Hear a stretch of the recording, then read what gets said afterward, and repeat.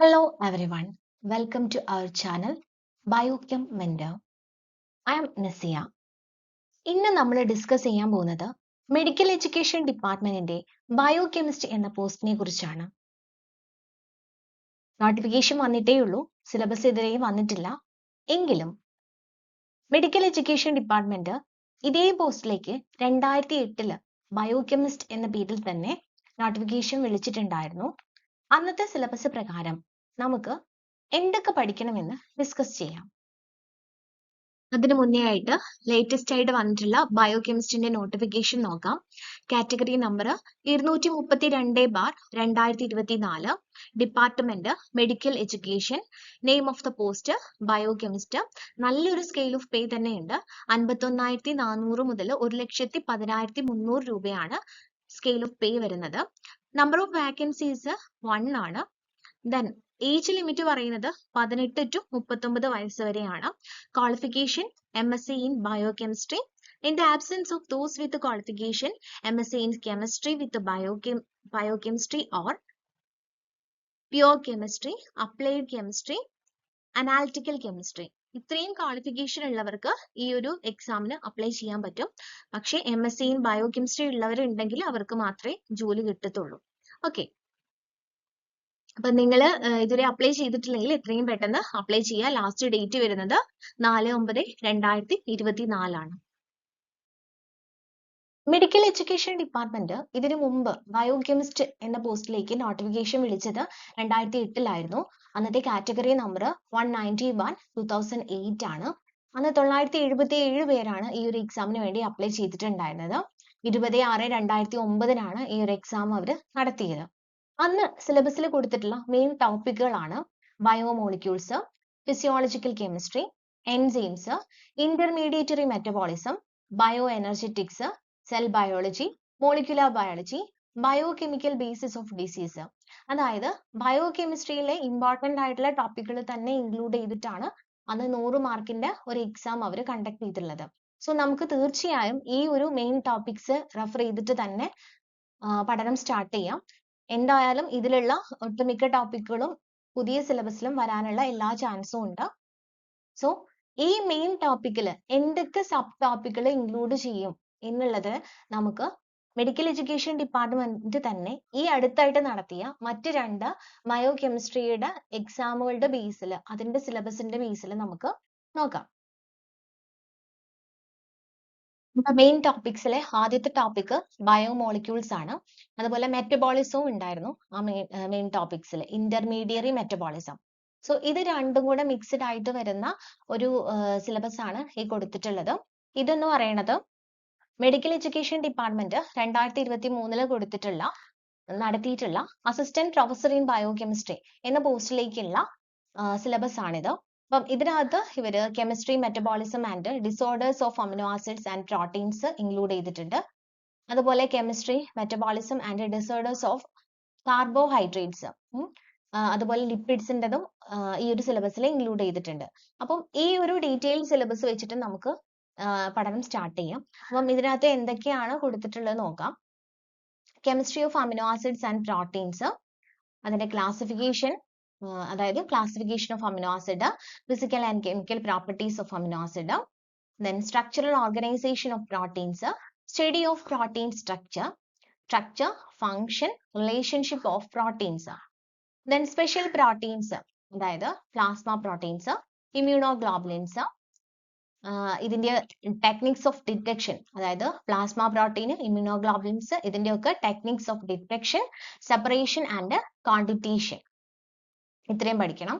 Then contractile proteins, structural proteins, ഇതിന് example ആയിട്ട് എടുത്തു പറഞ്ഞിട്ടുണ്ട് collagen, elastin and keratin. And functional proteins, glycoproteins, അതിന്റെ ടൈപ്സ്, ഫങ്ഷൻസ് ആൻഡ് ഫോർമേഷൻ പഠിക്കണം.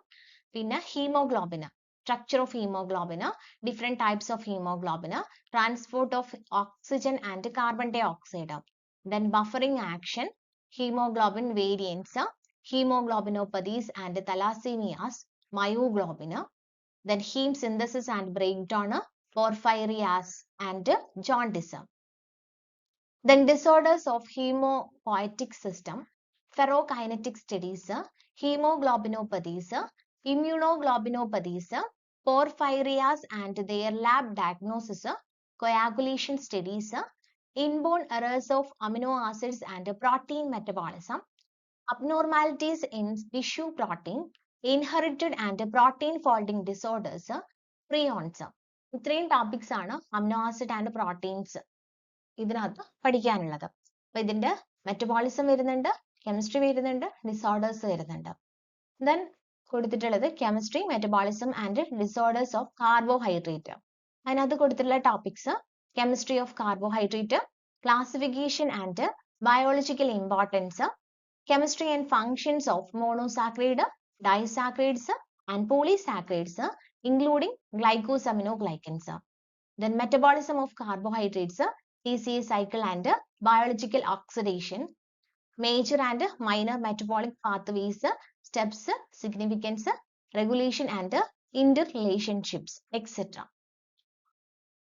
Okay. അപ്പോൾ ഇത്രയും ടോപ്പിക്സ് ആണ് അമിനോ ആസിഡ്, പ്രോട്ടീൻസ്, കാർബോഹൈഡ്രേറ്റ്സ് ഈ ബയോമോളിക്യൂൾസിൽ ഇൻക്ലൂഡ് ചെയ്തിട്ടുള്ളത്.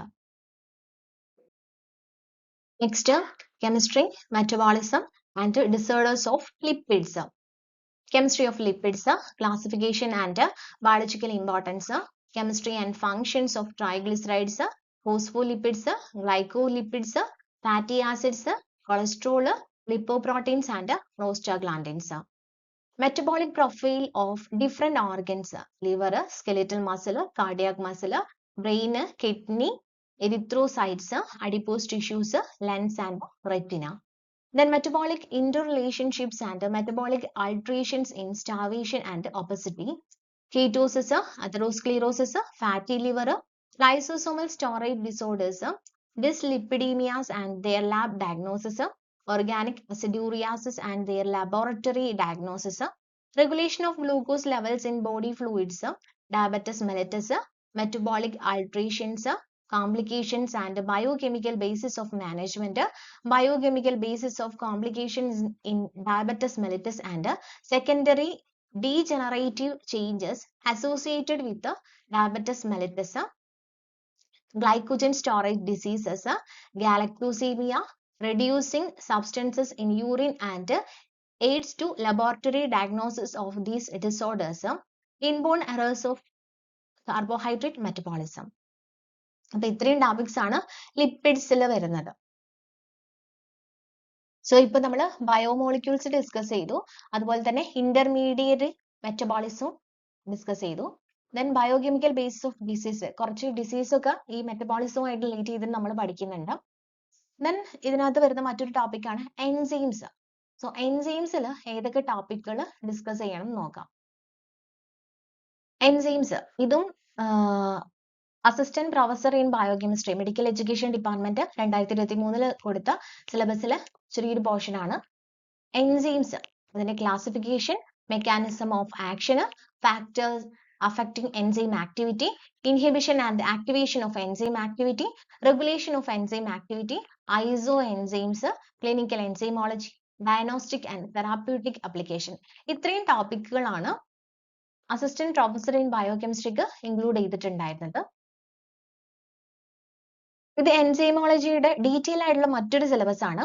ഇതും മെഡിക്കൽ എഡ്യൂക്കേഷൻ ഡിപ്പാർട്ട്മെന്റ് 2022 നടത്തിയിട്ടുള്ള സയന്റിഫിക് അസിസ്റ്റന്റ് എന്ന് പറഞ്ഞിട്ടുള്ള എക്സാമിന് വേണ്ടി കൊടുത്ത സിലബസ് ആയിരുന്നു. അപ്പൊ നമുക്ക് ഇതും കൂടെ നോക്കാം.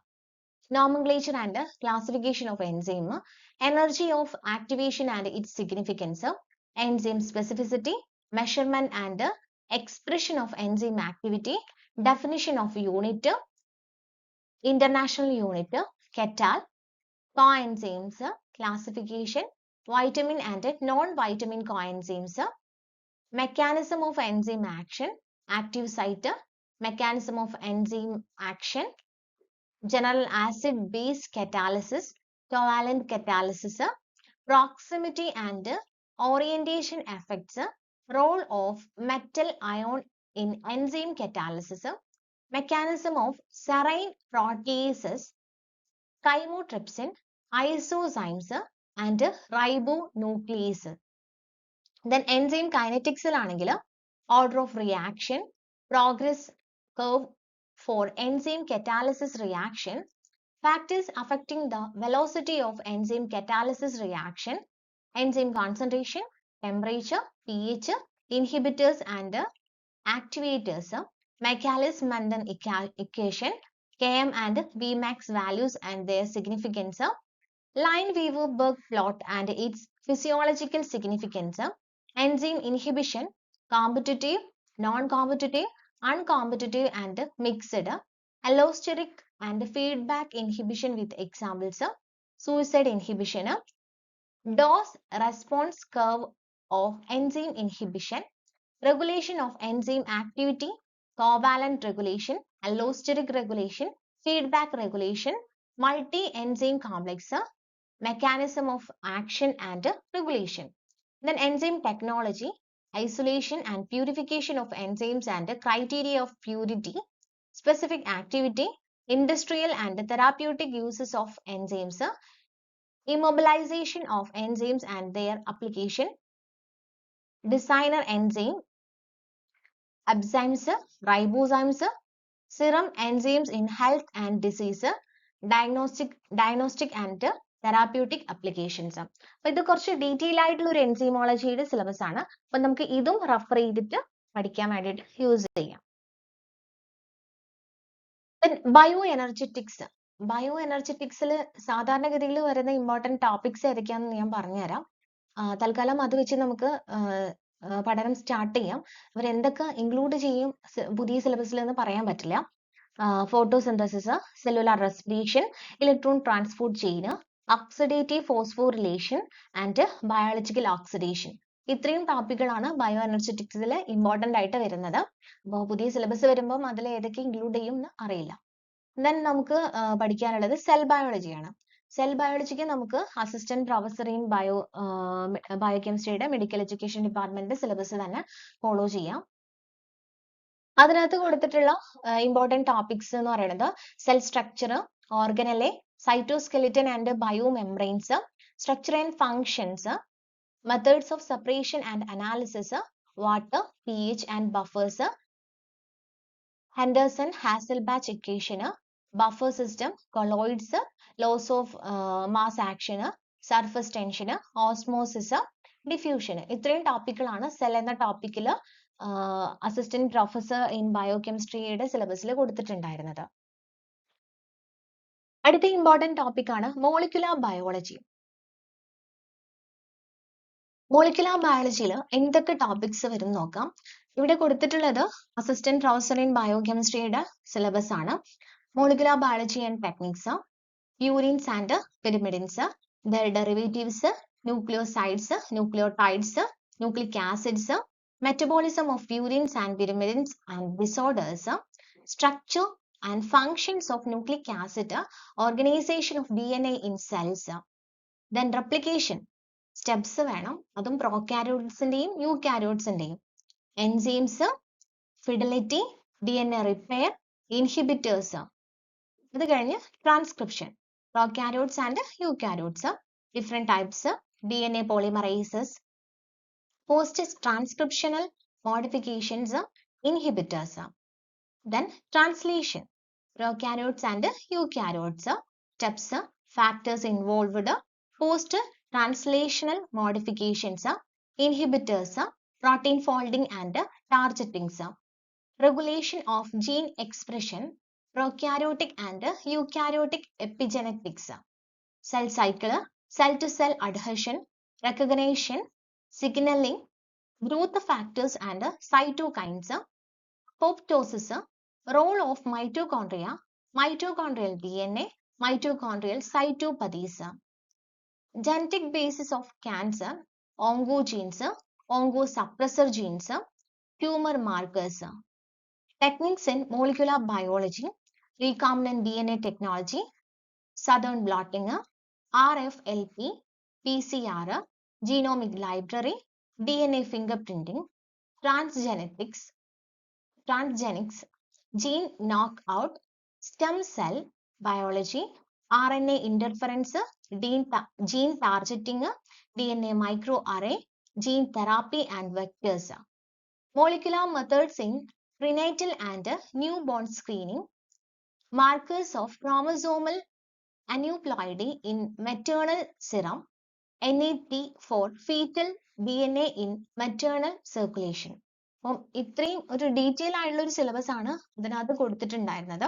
അപ്പൊ അറ്റ്ലീസ്റ്റ് നമ്മൾ റെപ്ലിക്കേഷൻ, ട്രാൻസ്ക്രിപ്ഷൻ, ട്രാൻസ്ലേഷൻ, പ്യൂരിൻ, പിരിമിഡിൻസ്, അതിന്റെ ഒരു മെറ്റബോളിസം, ഇത്രയും കാര്യങ്ങളെങ്കിലും പഠിച്ചിരിക്കണം. അതുപോലെ തന്നെ ക്യാൻസർ, ഓങ്കോജീൻസ്, ട്യൂമർ മാർക്കേഴ്സ്, ഇതും ഇൻക്ലൂഡ് ചെയ്യുന്നത് നല്ലതായിരിക്കും. നെക്സ്റ്റ് കൊടുത്തിട്ടുള്ള മെയിൻ ടോപ്പിക് എന്ന് പറയുന്നത് ബയോകെമിക്കൽ ബേസിസ് ഓഫ് ഡിസീസ് ആണ്. പിന്നെ അതുപോലെ തന്നെ ഫിസിയോളജിക്കൽ കെമിസ്ട്രിയും കൊടുത്തിട്ടുണ്ട്. ഈ ഇതിനകത്ത് രണ്ടും മെയിൻ ആയിട്ട് ഡിസീസ് നമ്മൾ കുറച്ച് മെറ്റബോളിസം ഡിസ്കസ് ചെയ്തപ്പം പറഞ്ഞിട്ടുണ്ടായിരുന്നു. പിന്നെ അതിന് പുറമെ ഈ ഫിസിയോളജിക്കൽ കെമിസ്ട്രിയിലൊക്കെ ഹ്യൂമൻ ഫിസിയോളജി വരാനുള്ള ചാൻസ് ഉണ്ട്. അതായത് ഡിഫറെന്റ് ഓർഗൻസ്, അതിന്റെ ഫങ്ഷൻസ്, ഇങ്ങനെയുള്ള കാര്യങ്ങൾ. അതുപോലെ തന്നെ ഡിസീസിൽ വരാനുള്ള ഒരു ചാൻസ് എന്ന് പറയുന്നത് ഒന്ന് മെറ്റബോളിക് ഡിസോർഡേഴ്സ് ആണ്. പിന്നെ വരാനുള്ളത് ഈ ഓർഗൻ ഫങ്ഷൻ ടെസ്റ്റുകളും അതുമായി റിലേറ്റ് ചെയ്തുള്ള ഡിസോർഡേഴ്സും കാര്യങ്ങളൊക്കെയാണ് വരാനുള്ളത്. സോ അതുമായി റിലേറ്റ് ചെയ്ത് നമുക്ക് കുറച്ച് ടോപ്പിക്സ് നോക്കാം. അപ്പൊ ഞാൻ എടുത്തിരിക്കുന്ന ഈ രണ്ട് സിലബസ് എന്ന് പറയുന്നത് ഒന്ന് അസിസ്റ്റന്റ് പ്രൊഫസർ ഇൻ ബയോകെമിസ്ട്രിയും അതുപോലെ തന്നെ സയന്റിഫിക് അസിസ്റ്റന്റ് ബയോകെമിസ്ട്രി. ഇത് രണ്ടും മെഡിക്കൽ എഡ്യൂക്കേഷൻ ഡിപ്പാർട്ട്മെന്റ് അടുത്ത കാലത്തായിട്ട് നടത്തിയ, അതായത് 2022ലും 2023ലുമായിട്ട് നടത്തിയിട്ടുള്ള എക്സാമുകളാണ്. സോ അതുമായിട്ട് സാമ്യമുള്ള ഒരു സിലബസ് തീർച്ചയായും നമുക്ക് പ്രതീക്ഷിക്കാം, ബയോകെമിസ്ട്രിനും പ്രതീക്ഷിക്കാം. സോ നമുക്ക് നോക്കാം. ക്ലിനിക്കൽ ബയോകെമിസ്ട്രി ആൻഡ് ബയോകെമിക്കൽ ടെക്നിക്സിൽ കൊടുത്തിട്ടുള്ളത് chromatography, electrophoresis, fluorometry, ultra centrifugation and colorimetry, spectrometry, atomic absorption, spectrophotometry, mass spectrometry, nephelometry, turbidimetry, flame photometry, ISE, immunochemistry, radioactive isotopes and their application in clinical diagnosis and biomedical research, measurement of radioactivity, tracer techniques, autoradiography, radioimmunoassay. So ഇത്രയും ടെക്നിക്സുകൾ പറയുന്നുണ്ട് ഇവിടെ. ഈ ടെക്നിക്സുകൾ പഠിക്കാൻ നിർബന്ധമാണ്. കാരണം biochemistry ക്വാളിഫിക്കേഷനിൽ Kerala PSC അടുത്ത് നടത്തിയിട്ട് എല്ലാ എക്സാമിലും ബയോകെമിക്കൽ ടെക്നിക്സ് ഇൻക്ലൂഡ് ചെയ്തിട്ടുണ്ട്. സോ ഈ ടെക്നിക്സ് നമുക്ക് തീർച്ചയായും നമ്മുടെ ബയോകെമിസ്ട്രി സിലബസിൽ പ്രതീക്ഷിക്കാവുന്നതാണ്. പിന്നീട് കൊടുത്തിട്ടുള്ളത് ഗ്യാസ്ട്രിക് ആൻഡ് പാൻക്രിയാറ്റിക് ഫംഗ്ഷൻ ടെസ്റ്റുകൾ, malabsorption symptoms and their lab diagnosis, renal function test, acute renal failure and chronic kidney disease, azotemia, uremia, CSF in health and disease, LFT, അതായത് liver function test, jaundice, alcoholic liver disease and NASH, non-alcoholic liver disease, clinical enzymology. The next, lab diagnosis of cardiac dysfunction, principles of peritoneal and hemodialysis, lab diagnosis of disease of lungs and musculoskeletal system, lab diagnosis disease of CNS, that is central nervous system, lab diagnosis of AIDS and cancers and other immunological disorders, lifestyle disease, metabolic syndrome and laboratory evaluation. Life ഡിസീസിൽ main ആയിട്ട് വരുന്നത് diabetes mellitus ഒക്കെ ആട്ടോ included ആവാം. Laboratory evaluation methods of pregnancy related problems and infertility, feto-placental function test, then metabolic bone disease and gammopathies, lab diagnosis, composition and analysis of calculi, salivary, renal and biliary system, automation in clinical chemistry, quality control programs, external and internal QCs and QC methods, point of care testing, POCT. അപ്പം ഇത്രയും കാര്യങ്ങൾ നമ്മൾ പഠിക്കുന്നത് നല്ലതായിരിക്കും. കാരണം clinical biochemistry എന്തായാലും ബയോകെമിസ്ട്രിന്റെ സിലബസിൽ include ചെയ്യാൻ സാധ്യതയുണ്ട്. Then ഇത് ടെക്നിക്സ് ഇൻ ബയോകെമിസ്ട്രി, ഇത് സയന്റിഫിക് അസിസ്റ്റന്റ് ബയോകെമിസ്ട്രിയുടെ സിലബസിൽ കൊടുത്തിട്ടുണ്ടായിരുന്ന ടോപ്പിക് ആണ്. Microscopy, electrophoresis, PCR, spectroscopy, NMR and mass spectrometry, chromatography. ഇത്രയും ടെക്നിക്സുകളെങ്കിലും മിനിമം നമ്മൾ ടെക്നിക്സ് ഇൻ ബയോകെമിസ്ട്രിയിൽ നോക്കി വെക്കേണ്ടതാണ്. കാരണം എന്തായാലും ഇൻക്ലൂഡ് ചെയ്യും സിലബസിൽ. പിന്നെ ഇതിന് പുറമെ സിലബസിൽ ഇൻക്ലൂഡ് ചെയ്യാൻ ചാൻസ് ഉള്ള മറ്റൊരു ടോപ്പിക്കാണ് എൻഡോക്രിനോളജി എന്ന് പറഞ്ഞിട്ടുള്ളത്. അതായത് ഹോർമോൺസും അതുമായി റിലേറ്റ് ചെയ്തിട്ടുള്ള ഡിസോർഡേഴ്സും കാര്യങ്ങളൊക്കെ. സോ അത് പറയാനുള്ള കാരണം ഈ രണ്ട് സിലബസിലും എൻഡോക്രിനോളജി എന്ന് പറഞ്ഞ ടോപ്പിക് ഉണ്ടായിരുന്നു. അതുകൊണ്ട് ബയോകെമിസ്ട്രിന്റെ പുതിയ സിലബസിലും എൻഡോക്രിനോളജി വരാനുള്ള ചാൻസ് ഞാൻ കാണുന്നുണ്ട്. അപ്പം തൽക്കാലം ഇത്രയും ടോപ്പിക്സുകൾ വെച്ചിട്ട് നമുക്ക് പഠനം സ്റ്റാർട്ട് ചെയ്യാം. എൻ്റെ ഒരു അഭിപ്രായത്തിൽ നമുക്ക് പഠിക്കാൻ സ്റ്റാർട്ട് ചെയ്യാൻ ഏറ്റവും ബെസ്റ്റ് ആയിട്ടുള്ള ടോപ്പിക് എൻസൈമോളജി ആണ്. കാരണം കേരള PSC അടുത്ത് നടത്തിയിട്ടുള്ള ബയോകെമിസ്ട്രിയുടെ എക്സാമുകളുടെ സിലബസിലെല്ലാം തന്നെ എൻസൈമോളജി എന്ന് പറഞ്ഞ ടോപ്പിക് ഉണ്ടായിരുന്നു. അപ്പം അതിനകത്തുനിന്ന് സ്റ്റാർട്ട് ചെയ്യാം. ദെൻ ടെക്നിക്സ് ഇൻ ബയോകെമിസ്ട്രി, ഈ രണ്ട് ടോപ്പിക് ആയിരുന്നു എല്ലാത്തിലും ഉണ്ടായിരുന്നത്. അപ്പോൾ ഈ രണ്ട് ടോപ്പിക്കും വെച്ച് നിങ്ങൾക്ക് പഠനം സ്റ്റാർട്ട് ചെയ്യാം. അപ്പോഴേക്കും നമ്മുടെ പുതിയ സിലബസ് വരുമെന്ന് പ്രതീക്ഷിക്കാം. സോ ഇത് ബയോകെമിസ്ട്രിന്റെ മെഡിക്കൽ എഡ്യൂക്കേഷൻ ഡിപ്പാർട്ട്മെന്റ് 2008 നടത്തിയ എക്സാമിന്റെ അവര് ലിസ്റ്റ് പബ്ലിഷ് ചെയ്തിട്ടുണ്ടായിരുന്നത് 2011 2015 വരെയായിരുന്നു ലിസ്റ്റിന് കാലാവധി ഉണ്ടായത്. ലാസ്റ്റ് അഡ്വൈസ് പോയത് 12/10/2015 അതുവരേക്കും ആ ലിസ്റ്റിൽ നിന്നും 6 പേർക്ക് അഡ്വൈസ് പോയിട്ടുണ്ട്. സോ ഇത്രയും പേര് അന്ന് അഡ്വൈസ് കിട്ടി ജോലിയിൽ കയറിയിട്ടുണ്ട്. അതിനുശേഷം ഇപ്പോഴാണ് ഒരു വാക്കൻസി വരുന്നത്. അതുകൊണ്ടാണ് ഇപ്പൊ നമുക്ക് നോട്ടിഫിക്കേഷൻ വന്നിട്ടുള്ളത്. മേ ബി ഒരു 3 വർഷം എന്തായാലും റാങ്ക് ലിസ്റ്റ് വന്നിട്ട് ലിസ്റ്റിന് കാലാവധി ഉണ്ടാവും. അതിന്റെ ഇടയിൽ വാക്കൻസി കൂടാനുള്ള ചാൻസ് ഉണ്ട്. അപ്പം അങ്ങനെയെങ്കിൽ നമുക്ക് ഒരു 1-2 പോസ്റ്റും കൂടെ കൂട്ടി കിട്ടാനുള്ള ചാൻസ് ഉണ്ട്. അപ്പൊ എല്ലാവരും നന്നായിട്ട് പഠിക്കുക. അപ്പോൾ ഈ ഒരു ബയോകെമിസ്റ്റ് എന്ന് പറഞ്ഞിട്ടുള്ള ഈ ഒരു പോസ്റ്റിലേക്ക് വേണ്ടിയിട്ട് നമ്മുടെ ഫ്രീ ക്ലാസ്സസ് നമ്മുടെ യൂട്യൂബ് ചാനലിലൂടെ പ്രൊവൈഡ് ചെയ്യുന്നതാണ്. അപ്പം ആദ്യം നമ്മൾ ഈ ഒരു സിലബസ് കണ്ടല്ലോ, അത്യാവശ്യം നല്ല ഡീറ്റെയിൽ ആയിട്ട് പഠിക്കാനുള്ള കാര്യങ്ങളുണ്ട്. മാത്രമല്ല PG ക്വാളിഫിക്കേഷൻ ആണ് എക്സാമിന് കൊടുത്തിട്ടുള്ളത്, MSc ബയോകെമിസ്ട്രി. അപ്പം അത്യാവശ്യം ഡീറ്റെയിൽ ആയിട്ട് ഡീപ്പായിട്ട് തന്നെ ക്വസ്റ്റ്യൻസ് വരാനുള്ള ചാൻസ് ഉണ്ട്. മാത്രമല്ല ഒറ്റ വാക്കൻസിയേ ഉള്ളൂ. അപ്പം അധികം പേര് അവർക്ക് ലിസ്റ്റിൽ ആവശ്യമില്ല, കുറച്ച് പേര് മാത്രം മതി. അതുകൊണ്ട് തന്നെ അത്യാവശ്യം ടഫ് ആയിട്ടുള്ള അതായത് ടോപ്പിക്കിൽ നിന്നൊക്കെ കുറച്ച് ഡീപ്പായിട്ട് വരുന്ന ക്വസ്റ്റ്യൻസ് നമുക്ക് തീർച്ചയായിട്ടും പ്രതീക്ഷിക്കാം. അപ്പം ഏത് രീതിയിലാണ് ക്വസ്റ്റ്യൻസ് വരിക എന്ന് പ്രാക്ടീസ് ചെയ്യാൻ വേണ്ടിയിട്ട് ബയോകെമിസ്ട്രിന്റെ പ്രീവിയസ് ഇയർ ക്വസ്റ്റ്യൻസ് നമുക്ക് നമ്മുടെ ചാനൽ ആദ്യം ഡിസ്കസ് ചെയ്യാം. അതിനുശേഷം നമുക്ക് ടോപ്പിക്സ് എടുത്തിട്ട് പഠനം സ്റ്റാർട്ട് ചെയ്യാം. അപ്പൊ വൈകാതെ തന്നെ ക്ലാസ്സുകൾ അപ്ലോഡ് ചെയ്യുന്നതാണ്. അപ്പൊ നിങ്ങൾ എൻ്റെ ക്ലാസ് ആദ്യമായിട്ടാണ് ഈ ഒരു ചാനൽ വിസിറ്റ് ചെയ്യുന്നതെന്നുണ്ടെങ്കിൽ ചാനൽ ഒന്ന് സബ്സ്ക്രൈബ് ചെയ്യുക. നിങ്ങൾക്ക് ഈ ഒരു വീഡിയോ യൂസ്ഫുൾ ആയിട്ടുണ്ടെന്ന് തോന്നിയിട്ടുണ്ടെങ്കിൽ തീർച്ചയായിട്ടും ഒന്ന് ലൈക്ക് ചെയ്യുക. നിങ്ങളുടെ ഫ്രണ്ട്സിലേക്കും കൂടെ ഒന്ന് ഷെയർ ചെയ്ത് കൊടുക്കുക. Okay, thank you.